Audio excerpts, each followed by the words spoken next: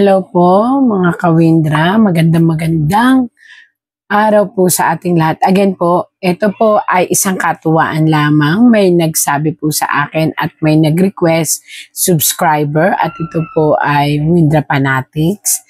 Hiniling po nila na kung maaari mabasahan natin si Ferdinand Alexander Araneta Marcos na kilalang kilala bilang si Sandro Marcos. Ayan. Pinanganak siya noong March 7, 1994. Siya po ay 31 years old. Okay? Alam naman natin na anak siya ni Bongbong Marcos at si Lisa Araneta Marcos.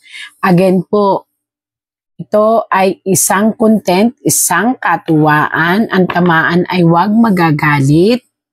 Wala pong ibig sabihin, itapo ng pangit. Ang maganda ay tangkilikin at ang makatutulong ay lalo pa nating bigyan ng pansin. Ito na po tayo. Para po sa mga nag-request.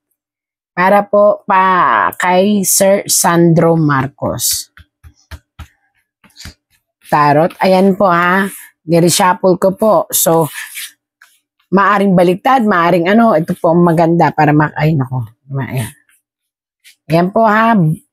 So, maaring baliktad ang makuha ko. Maaari namang patihaya. Bahala na po. Basta ito po ay rumble. Pakita mo sa akin. Sandro Marcos. Kung ano nakikita nyo kay noong Sandro Marcos. Sa dalawa. Tatlo lang po muna aking pipili. Nakikita nyo po ito?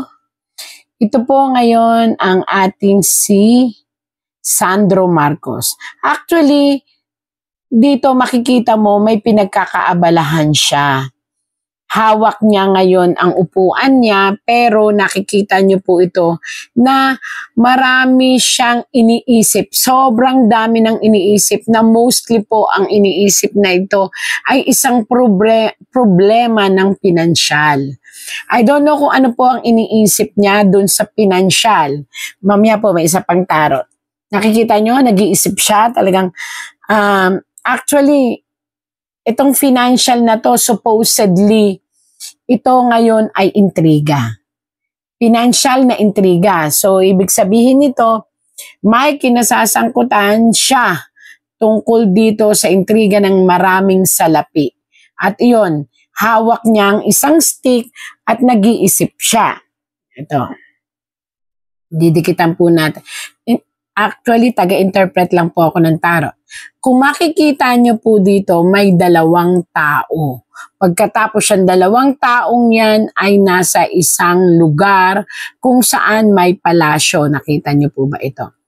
So dito ay pinaliliwanag na itong pinansyal na ito, itong maraming perang ito na nakikita ninyo na nasa isang puno, ibig sabihin po nito ay may kinalaman sa kanyang ina't ama. Alam naman natin di ba?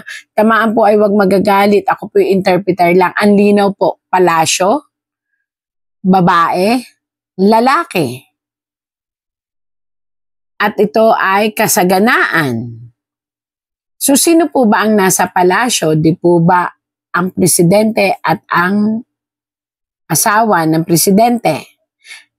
Kung makikita nyo po, ito si Sandro, ibig sabihin, dawit po siya sa anumang aligasyon na ibinabatot, ipinupukol sa kanyang ina't ama. Ayan po. Ayan. Ang linaw po, ayan na. Susundan po natin. Ayan. At maging sa anumang, kaya po nakahiga, ito po yung ibig sabihin, anumang kasalanan, anumang problema, anumang mangyayari, madadawit at madadawit po siya. Ayan. Pangit po ito ha, kung ito po yung makararating sa kinauukulan kay Sir Sandro, ayan. Kayo po ang unang nabunod dahil kayo naman po ang kinakausap. Tapos ito po ay ang kasalukuyan ninyo pong kalagayan. Pangit po ito. Bakit po pangit ito? Kung mapapansin ninyo, ito ay stress at depression. So, kinakailangan nyo pong malampasan. Magkakaroon po kayo ng health problem. Ito po ay tungkol sa depression at ito rin po ay tungkol sa matinding kalungkutan. So, ingatan lang po ang inyong kalusugan, ingatan lang po ang inyong kaisipan. Dahil meron po, ito po, nakita nyo po ito, Sir Sandro, meron po kayong isang problemahin na kahit paikot-ikutin po ang sitwasyon, mabe-blame po kayo. Ito'y isang aligasyon or ito'y isang bintang or ito'y isang tao nalulutang. Bukod po sa ibang mga lumulutang ngayon, ito po'y may darating na tao nalulutang at magpo-point out sa inyo at magsasabi ng isang intriga tungkol po sa inyong pagkatao. Hindi ko po alam kung sino ito. Ayan po. Isang tao bigla na lang lulutang, biglang magsasalita at may sasabihin po sa inyong pagkatao. Kaya po nakahiga, ito po ay pagkatao, ito po ay depression, magdudulot ng depression ang pagsasalita nitong taong ito. Hindi ko po siya makita rito kung babae o lalaki, pero dito po lumalabas po ay mga papeles. Hindi ko alam kung ano yun. Pero ito'y papeles, maaaring sa pagkatao nyo or papeles, maaaring sa mga sa pera o ano pa man. Ayan po ha. Nakita ko lang po ito.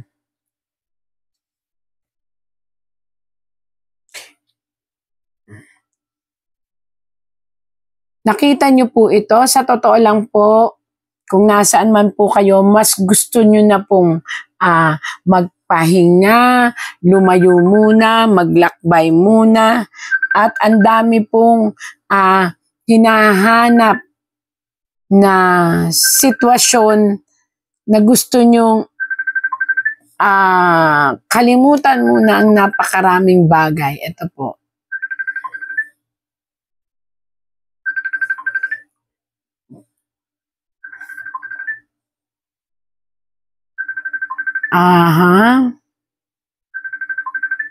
Ito po ay tungkol sa iyong ina. Naaapektuhan ka sa lahat ng mga decision making ng iyong ina dahil may gusto kang patunayan sa iyong magulang na kaya mo nang mag-stand alone. Ito po yun.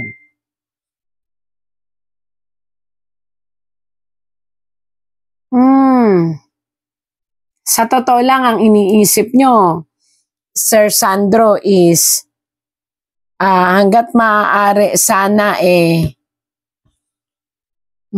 maipaliwanag mo ang side mo. But unfortunately, Sir Sandro, nakikita nyo po ito. Ang magiging solusyon ng lahat ng problema nyo sa dulo ay ang paglayo. Yan po. Ayan, paglayo, pag-alis, paglisan. Yan po ang magiging solusyon ninyo at the end of everything. Kasi talagang may darating po na pagsubok mismong sa inyo. Hindi po ito dawit ang nanay at tatay nyo. Ito ay pagsubok kung paano nyo maipapaliwanag ang mga bagay-bagay.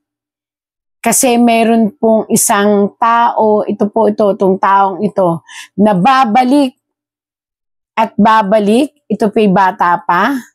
Pero talagang pipilitin niyang alamin at arukin ang pinaka-bottom line ng mga issue tungkol sa inyo. At ito po'y magiging matindi ninyong kalaban. At pipilitin niyang ilabas o patunayan lahat ng sinasabi niya ay totoo. Ito po, lalaki po ito, bata pa po ito. At ito'y susuportahan. Hindi po ito nasa line ng blood ng mga Duterte. Hindi po. Ito ay susuportahan ng isang estado o ng isang malakas na Maaaring kasi po ito ay tao, pero maaaring di po ito isang malakas na institusyon na sama-sama. Ito, sinasabi ko sa inyo na taong ito. Bata pa po ito. Pero may susuporta sa kanyang malakas na institusyon na hindi kahalubilo ng mga Duterte. Ibang institusyon po ito at ito ay strong alliance niya na alliance din ng mamamayan. Hindi ko po alam kung ano to. Maaaring ito'y tao or isang institusyon or isang grupo. Yun po yun na. Actually, sa totoo lang, punot dulo pera. Punot dulo po ay pera, kaya nakatingin na yan, punot dulo ay pera. Hawak ang mundo, ang ibig sabihin po nito, haharap kayo sa isang paglilitis. Doon po, eto doon nyo po ano bang tawag doon? Ilaban kung ano man ang gusto nyo pong ilaban dahil may isang taong tatayo at ihaharap kayo sa isang paglilitis. Itong paglilitis na ito ay mapapakinig ng buong sambayanan at malalaman kung ano man po ang inyong, kumbaga sa didepende ang lahat sa inyong hawak na ebidensya. Yun po ang sabi dito. Ayan. Magigipit lang po kayo, sir, dun sa taong lalabas. Hindi ko alam kung sino tong taong to na babaliktad sa inyong pamilya. Bukod po sa babae, may isa pa pong lalaki na lalabas. At itong lalaking ito ay maaaring magsisiwalat ng inyong buong ikaw o pagkatao. Lalaki po, ayan.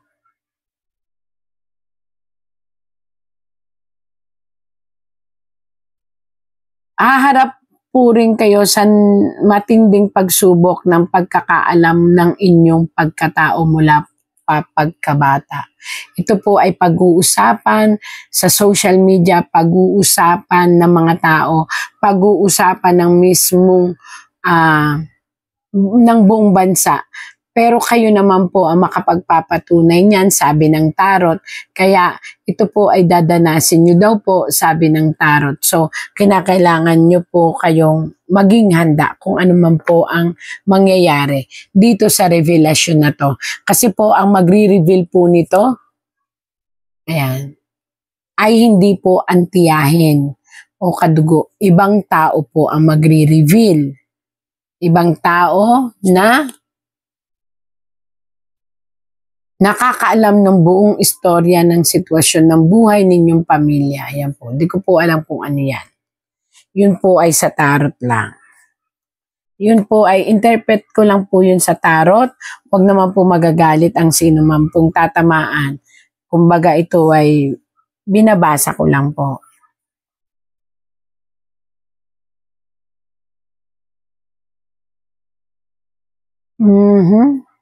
Mag-ingat. Mag-ingat sa pagpapasya. Huwag na huwag kailanman magpapadala sa kapusukan ng iniisip dahil susubukan ka ng panahon, Sir Sandro. Isang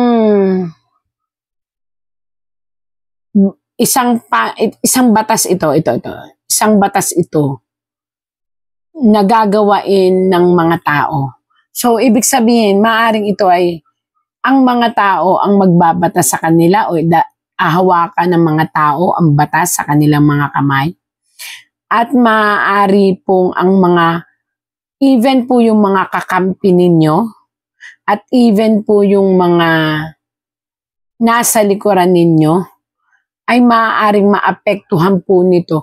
Hindi ko po alam pero ito po ay usapin ng mga tao at pag-aaklas. So, ang ibig sabihin po siguro nito, may isang malakas na grupo na mag-aaklas at ang pag-aaklas na yon ay maaapektuhan ang posisyon ninyo at ku-questionin kayo and haharap po talaga kayo sa pagpapaliwanag sa mamamayang Pilipino. Di ko po alam kung ano yun, pero ito po may kinalaman sa pondo. I don't know kung ito'y pondo ng inyong nasasakupan o ito ay pondo ng mga perang lalabas na akusasyon ng isang lalaki. Kilala naman natin ito ni Saldico. Yan po.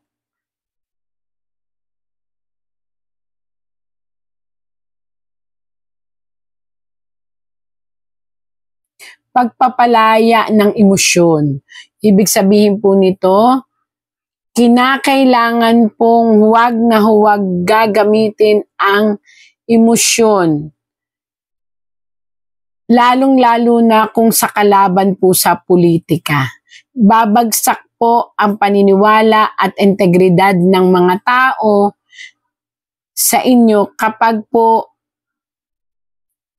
pinatulan ninyo ang isang gulo na mayroong emosyon.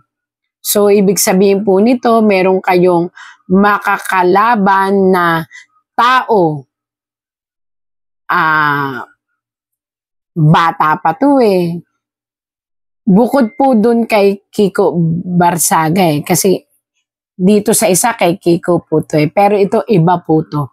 Bagong sibol na politiko na mukhang kakalabanin po kayo. I mean, kalaban siguro na diskusyon, pero talagang kukwestiyonin ang bawat galaw nyo at maaaring ito ay kadugo nyo rin po or malapit sa pamilya nyo. At ito'y susundan ulit. Kaya po gumuguhong kasilo, susundan ulit ito ng,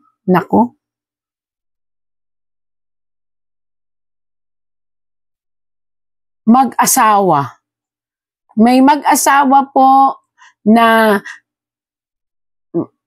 politiko rin siguro ito, na babatikos din po sa inyo.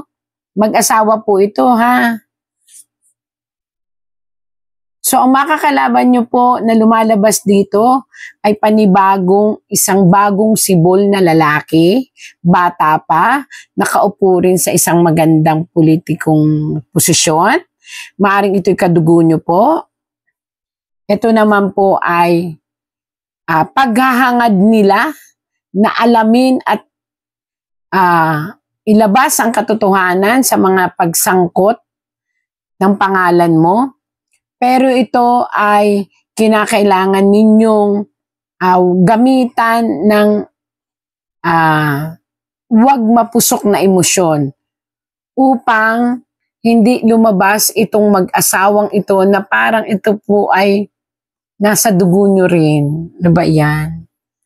At gusto nilang ipatunayan na hindi nila kinukonsinte ang anumang kamalian ng ina, ama at anak na nakaupo, na nandun po kayo. Ay naku po, ang dami po.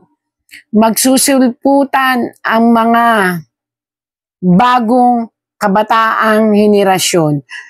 7 bagong kabataang lalaking henerasyon ang kakalaban po. At bukod po doon yung Kiko na nakita ko doon, Kiko.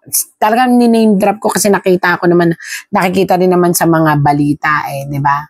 Bukod pa po kay Kiko, mayroon pa pong 7 bagong nagsusulputang magagaling na kumbaga ang past life nila, sila yung mga katipunero at naglalaban-laban at inilalaban nila ang katiwalian na nakikita nila.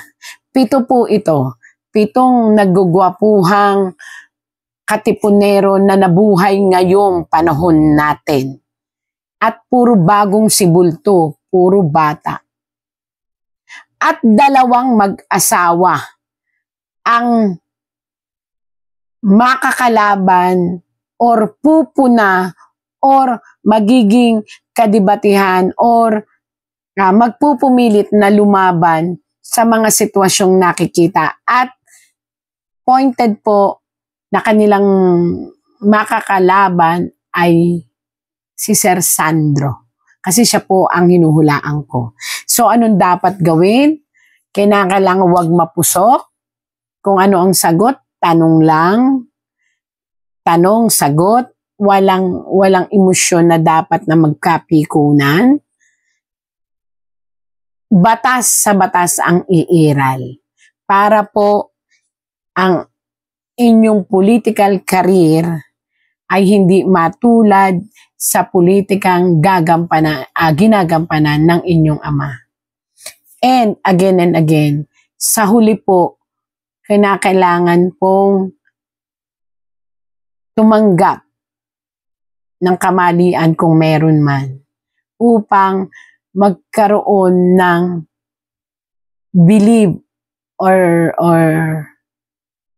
paano ba yun? Maipaliwanag nyo ng maayos kung ano talaga ang sitwasyon ng inyong pamumuno, ng inyong inuupuan, at ano ba ang sitwasyon sa pagkadawit ninyo sa lahat ng nangyayari sa palasyo. Yun lang po. Maraming salamat po. Again and again po, this is Windra. Lagi po nating kakatandaan, God gives miracle every day. Salamat po. Ano